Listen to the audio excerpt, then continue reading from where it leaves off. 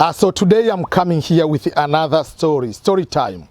And the purpose of this story is to share my experience on my first travel, which is international travel from Tanzania to the United States of America.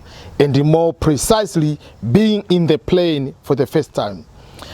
This topic came as a result of collaboration with other YouTubers. So one day, a couple weeks ago, we were on the live stream. And during that live stream, someone asked a question. Can you describe, each person has to describe their first experience being in the plane, and especially traveling a little bit longer, not just traveling for 30 seconds, whatever, 30 minutes, or whatever, but just like what is your first experience being in the plane. So I shared my story. And basically for me, my first international travel was traveling from Tanzania to the United States of America.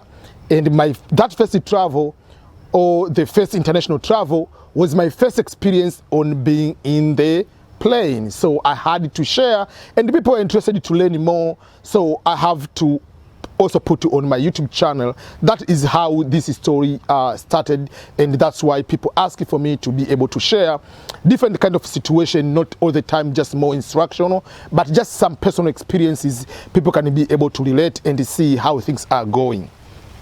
So for me, I came to the United States August 2008. And to be precisely, I traveled from Tanzania on August 15, 2008. Obviously, I arrived in the US on August 16th. So I used the Swiss Air.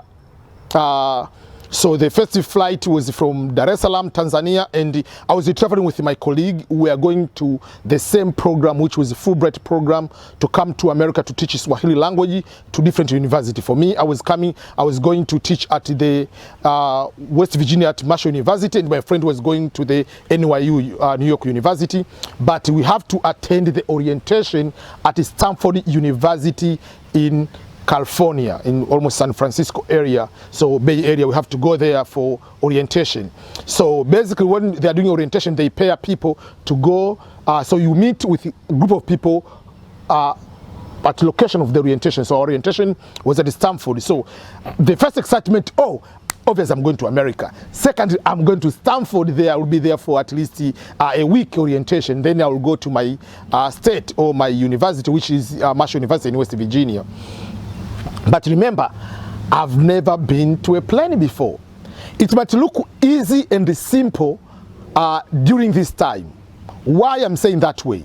Remember, at the time back 2008, before that, there were no much of the social media or to see many people you know sharing their stories being in the plane.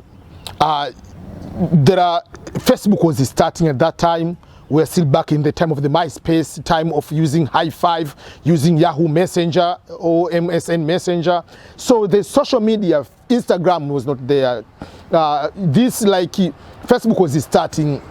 Then if you come to other social media, if you consider Twitter was not there, you are considering WhatsApp was not there. We used to go to the internet cafe or cyber for other people, they call it, to communicate with someone. So it was different from now. You can sit at your home, go on the YouTube and check even like how do you get into the plane, see the videos. There are not so many videos of that nature because many people are not using social media in this way. YouTube back then was not there, and when it is starting, it was more about the cats video. So it was not like now you can just go, I want to be in the plane. You can see so many videos, all the experience. So you are going to the plane, you have never been talking to a person who has been traveling there. The travel is just like a vehicle, just be in the car, but it's a different experience. So my friend and I, we got into the plane. First of all, before I go to that, let me take you back. So remember, for instance, coming from Tanzania, back in 2008, around that time before, the supermarket is one supermarket which was brand new, was Mlimani City in Dar es Salaam. That was the big one, and I was at the university student, so university student of University of Dar es Salaam. So that's where you go most of the time. But still, you don't have money to purchase most of these modern Western kind of food or lifestyle. So I've never eaten most of the Western food. There was no Burger King in Tanzania. There is no any other fast food except there was one which is called Steers, and that Steers was selling burger, but there is no KFC. All those kind of Western is not there.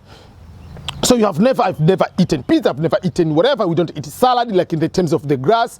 So when I was coming here, there are no such experience prior. But right now, if someone is coming from Tanzania, from Kenya, from Ghana, from wherever, has exactly the same or similar experience like here. You can go and eat Chinese, you can go and eat American food, you can go and eat any fast food, you can go and eat maybe whatever Mexican food in your own country. You can have accessibility to go to the 5-star hotels in your own country. But back in the day, I was just a student. How can I go to the Kempinski Hotel, which is almost like it is impossible to be there, to pay $200, which is more than my full money for the entire semester as a student? It is impossible. So you don't have all this kind of luxury experience of the modern day kind of hotels, traveling, all those kind of experiences. And that's the time you are supposed to fly or you're supposed to travel to come here. So that's not an excuse. So my friend and I, also my friend had the same experience, always coming from the normal, affordable, poor family or middle income family. So we have never both of us being into the plane. So when we want to ask for the ticket, we ask the seat which I was here and he's here. So we're just here. But obviously I have to stay in the window. I have to see what's going on over there when when we are starting traveling. So you just go there and you sit, come. You do not know even the seat belt how it works. Remember, yes, you know the seat belt in the car, but is it the same? Do you put the seat belt like here, like normal in the car? So you don't want to look like this guy has never been, and you are already, I was 26 going to 27. So you just sit there and you pretend you know. And while you pretend you know, you feel like you are not so busy. You're just like, just like you putting the bag a little bit, just like making a little bit you are busy. But at the same time, I was looking what people doing. Oh, so the seat belt you put it this way, so you put it on your side instead of this. Okay, so you go and do that, the same thing. Then you pretend like you do not know. And remember, yes, you know English, but the knowledge or just the experience of listening to accent of different kinds.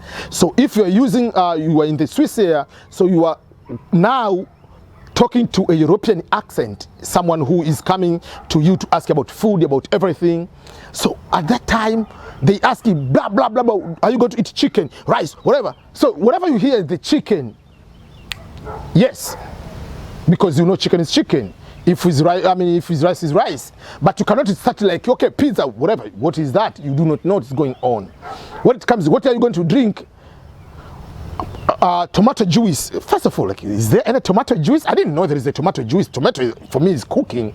How are you having tomato juice? Even now, I will never drink tomato juice. Tomato is for cooking. Tomato, you cannot just have a juice and drink for fun. No. For me, I have a mental block on that way. And then, so they said apple juice. Oh, this looks very interesting. Now it looks easy because apple juice is normal. Remember, at the time I was growing up, I'm not that old, but remember, the time I was growing up, when you see apple is a fruit, it looks like a more romantic fruit. Like, you have to give to a girlfriend, or girlfriend is giving to a boyfriend. So it didn't look like a normal fruit, like if you are single. Let me go and buy apple, let me eat apple. I just want to eat apple. That is not the time I used to live. The time I used to live, if you buy the apple, you are going to give a gift just like to a girlfriend, or girlfriend is going to give the boyfriend, and I was single, so why should I eat apple? So the apple was of that level. So part of it, okay, so apple juice, I've never drank apple juice, and I didn't know if there is apple juice. I know apple is a fruit. Okay, give me one. So I drank, that's good. So for the entire flight, whatever they ask the juice, I usually go with apple juice. Up to now, I prefer apple juice. or if they have grapes, or if they have other types of like passion. But most of these, they don't have so much type of fruit, I mean juices. They have this crazy apple juice, then I mean they have crazy like tomato juice is still there, I don't drink. So the first flight was from around 11 during the night to early morning, arriving in Zurich, Switzerland. So did I sleep? No, I didn't sleep. Why? Because I'm excited, I'm flying to go to America, I'm flying first time, I want to see it is going, there is a free movie. Why can't I watch movies? So watching movies, movie after movie, until I arrive in Zurich. I didn't sleep. While we were waiting for another flight, that is when we are sitting on the waiting over there on the lounge. That's when I took a nap, like an hour and a half, because we had like 3 hours layover. Then from there, we connected it to LA, Los Angeles in California. That was the first port of entry. The good thing is this one. No matter, even if you have never traveled in your life, the easy part is more, I mean, these international airports, they are very straightforward. Everything, there is a line, okay, go here. Because I'm saying this one because I don't want, because there are some people, maybe they are coming here, or they are traveling to Europe, or going to another country as for the first time as international students, or they're permanent residents, or they become citizens, whatever it is their first experience. So don't be any type of, be anxious at all, because for me, I usually tell people it is difficult to maneuver into maybe public transportation in Africa than into these international airports, because everything is straightforward. So if your ticket is gate number 2, the line is there, you just follow there. If you don't, if you incur any problem, ask. Don't come with that mindset, oh, this with the look, they feel that for me, I'm not civilized if I'm asking. No, you do not know anything. Ask. Police are your friends, are there to help you. They are security guards which they're in the airport. They are there to direct you. The people working there, they are there to guide you in a proper area. So it was not that problem to connect from one to another flight. Arriving in LA, obviously the change, we have to move the luggage from international to the local terminal, which was not that problem. We already told you about that, so we did that one. And then we arrived at Stanford. So arriving in America, man, this is the America I was, all my years, since I was in 5th grade, it was a dream for me to go to America. Now I'm in America. After landing in LA, then to San Francisco, 1 week at Stanford, for me, the days were going so fast, because I didn't want my visa to expire. I didn't want my visa to end, because I was on the timeline. That's what I usually tell people. When you come here as an international student, don't say, oh, I have 3 years, I have 4 years bachelor degree, I have master's 2 years, and the OPT, optional practical training, 1 year, 3 years. Those 3 years are going so quickly, fast. You need to have the next move. So for me, every single day going out of my visa, I'm getting upset, because I needed to get into the next move. So from the first 10 days, I already registered for myself for the GRE, Graduate Recording Examination, because I've already taken the test of English as a foreign language 12. So while I'm teaching Swahili language in the African culture at Marshall University, I'm already in the next move of what is the legal way I can stay in America, which was to go and do masters, which I had to apply for as many universities as possible.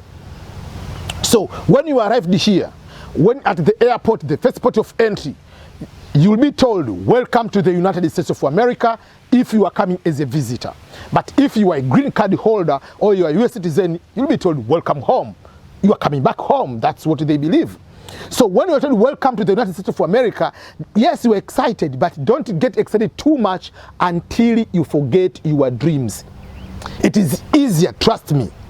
So many people, 3 years to come, oh man, EBM, how do you convert this visa to become permanent resident? Oh, how can I apply for school? I came as a visitor and my visa was for 3 months. But what have you been doing from day one? You need to have the next move before even come here. The day you landed into the first port of entry, make sure you have written down before you forget with this crazy everything coming in. So despite of my excitement, despite of appreciating the things which I dreamed about, oh, this is how will it be, whatever, I didn't lose my focus. My focus was still the same. I came in America. Yes, I'm coming for 1 year program. It was not 1 year, it was 10-month program. But no matter what, I knew the next move, I have to get scholarships, fully funded scholarships to pursue my master's. So I applied 25 universities. I didn't allow the room for the failure. There is no way a soccer player like Cristiano Ronaldo or Lionel Messi take 25 shots on target and you don't get even 1 goal. There is no problem. That will never happen. So myself, in understanding about scholarships procedures, I put myself at the level of Cristiano Ronaldo and level of Messi because I know everything. But so my job was to make sure that I put 25 shots on target. And I was lucky enough to get 3 goals, 3 universities, 3 scholarships. So that is a little bit of a story, my first experience flying. Personal, I'm very much relaxed when I'm flying into the big plane, like this KLM, Swissair, these big planes. I'm very much comfortable. But these smaller planes, like you can call the person at the end of it, oh, please, give me jollof, or give me rice, give me pilau, give me a soda. You can see the person at the end. And no, those ones, they shake too much, whatever. But when I'm to these big planes, I'm very much relaxed. I feel so much safe being in the plane than being in the car. Because in the car, anytime another person can cross this one, someone can stop, not taking on the red light, instead of stopping, go beyond the speed limit. I don't trust those. Or someone going the road which is not supposed to be different lane, but in the plane, it is very difficult. It happens, very difficult for 2 planes to collide like this much. It's very much difficult or impossible. It has happened before. So I know that it will never happen.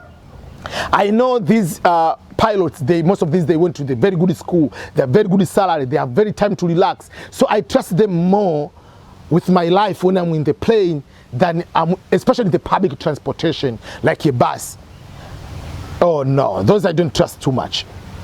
So for me, that's a little bit my experience on how much I relax, and I don't have any problem whether going up, landing, whatever. Few times you can have those air pressure on your ears, and then you know for sure I take my gum. So those are the few things like, but when I rate these experiences, and I will have another different video to rate the customer service and the nature of the experiences, maybe Qatar, Emirates, Ethiopian Airways, KLM, Swissair, all those I've been to. I will be able to share the experience of each flight I have been on, my own experience, and which one I don't recommend. But most of these I recommend because they are very professional, exception of very, very few, which I will talk in another video, not on this one. So that's my story time about me being into the plane for the first time. And since then, I've been to so many planes. International, apart from this COVID, I usually travel 3 to 5 times a year international. So I travel a lot, I can simply say, going to Tanzania, Madagascar, Kenya, Uganda, Rwanda, whatever, Malawi, South Africa, whatever. I've been to so many countries here.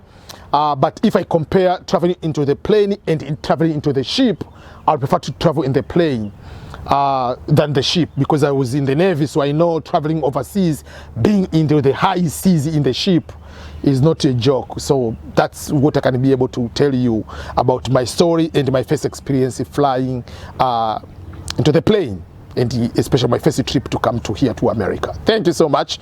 Don't forget to subscribe to my YouTube channel, youtube.com/EBMSCHOLARS. For English and for Swahili, you need to go to the youtube.com/EBMSwahili, or just search EBM Scholars or EBM Swahili. You'll be able to get in my YouTube channel and my podcast under the similar names.